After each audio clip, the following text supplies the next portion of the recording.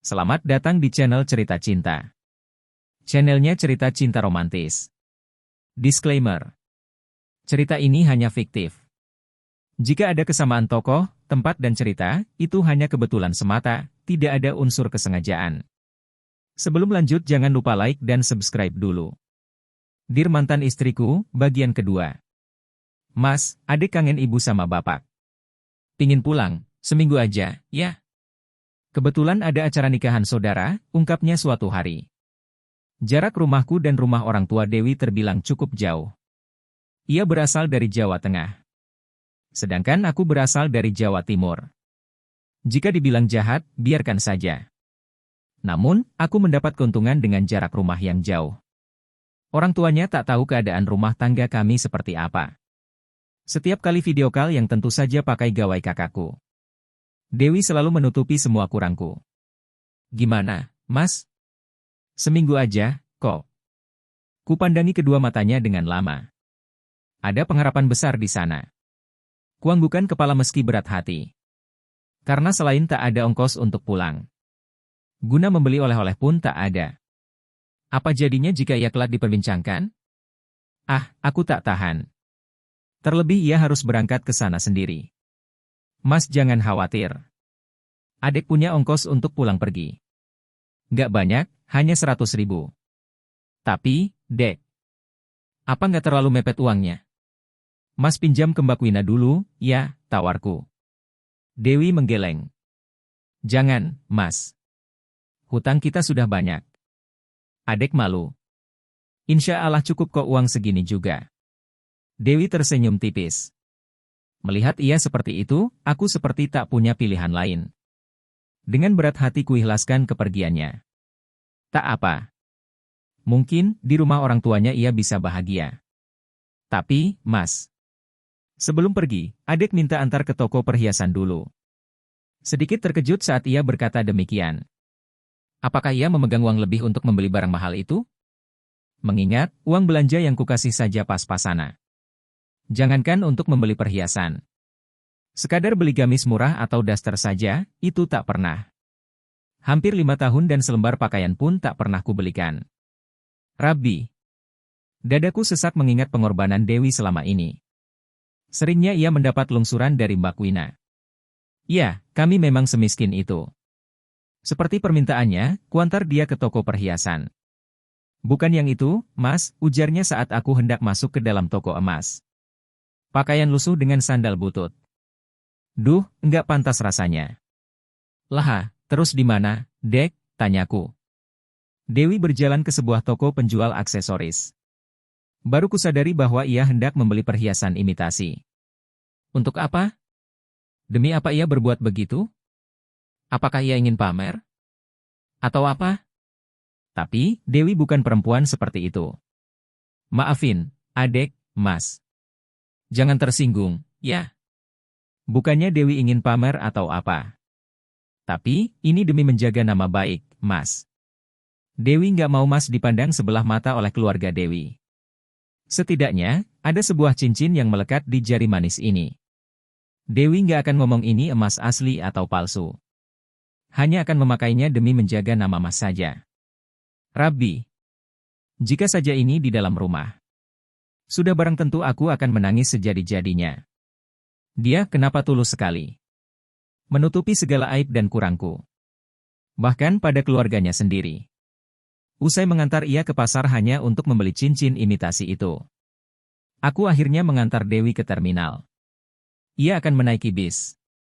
Berat sekali rasanya harus melepas Dewi pergi, tapi tak apa. Kukuatkan hatiku. Karena mungkin di sana, ia akan mendapat banyak cinta dari keluarganya. Makanan yang layak, juga pakaian yang indah. Dewi berangkat dulu, ya, Mas. Jaga kesehatan dan jangan banyak pikiran, pesannya sebelum benda persegi panjang yang terbuat dari besi dengan roda yang menggelinding itu, menghilang dalam pandanganku. Sejak saat itu, hari menjadi sangat sepi di rumahku. Masak sendiri, nyuci baju sendiri, tidur sendiri, semuanya kulakukan sendiri. Satu hal yang membuatku tertekan dan tak sabar. Uang belanja yang biasa ku berikan untuk Dewi. Rasanya tak pernah cukup untuk kuolah sendiri. Selalu ada kurangnya. Entah betapa pandainya istriku itu mengolah uang belanja. Sedikit pun tak pernah mengeluh atau meminta lebihannya. Baru sehari ia pergi, tapi aku sudah kelimpungan sendiri.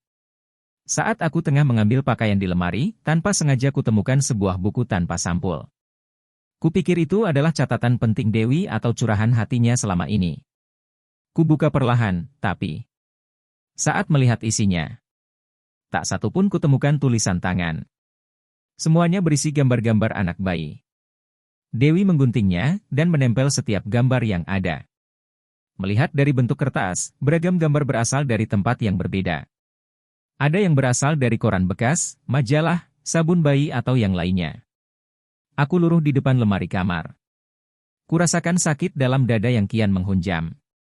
Mencoba menghirup udara segar, melonggarkan paru-paru yang mendadak terasa sesak. Rabbi, selama ini Dewi tak hanya menyimpan pedihnya sendiri. Pengharapan besar juga ia simpan rapat-rapat. Bodohnya aku sebagai suami yang tak pernah tahu isi hati sang istri. Toh! Toh! Toh! Terdengar dari arah luar pintu diketuk kasar. Kuusap sisa air mata dengan lengan bajuku. Lalu bergegas pergi membuka pintu. Dewi! Ayo keluar! Enak-enakan numpang gak bantuin pekerjaan? Ayo sini! Suara lantang Mbak Wina membuat hatiku berdenyut sakit. Jadi, selama ini istriku masih diperlakukan seperti ini? Kriet! Pintu terbuka setelah kubuka slot kuncinya. Kudapati wajah Mbak Wina terkejut begitu melihat aku yang membuka daun pintu.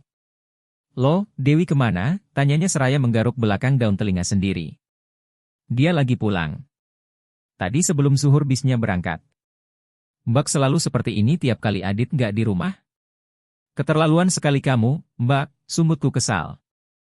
Lah daripada istrimu diam di rumah. Lagian hitung-hitung biar dia ada kegiatan. Belum punya anak ini. Mbak curiga istri kamu itu mandul. Udah bertahun-tahun nikah belum juga punya anak. Apa sebutannya kalau bukan mandul, sindirnya menekan. Tajam sekali lidah kakakku ini menghakimi Dewi. Jaga ucapanmu, Mbak. Loh, beneran, Dit. Lihat aja badannya kurus nggak berisi. Gimana mau hamil? Mbak Wina mendengkus lagi. Cukup, Mbak. Dewi istri Adit? Mbak ngatain dia, sama saja Mbak ngatain Adit. Asal Mbak tahu, Dewi kurus begitu karena kurangnya nafkah dariku, sambungku hanya dalam hati. Terserah kamu sajalah. Saran Mbak ini, ya. Sesekali cek ke dokter kandungan. Tah, lihat teman kamu yang udah pada nikah. Mereka aja udah punya anak. Padahal duluan kamu dan Dewi menikahnya. Aku terdiam mendengar penuturan kakakku itu. Hingga singkat cerita, Mbak Wina meminjamiku uang untuk periksa ke dokter kandungan dan tentu saja jumlahnya tidak sedikit. Tanpa sepengetahuan Dewi, aku memeriksakan diri. Mengikuti serangkaian tes kesuburan pria. Penjelasan dokter membuatku terpukul. Saat ternyata, aku sendiri biang masalah tak kunjung hamilnya Dewi. Bersambung.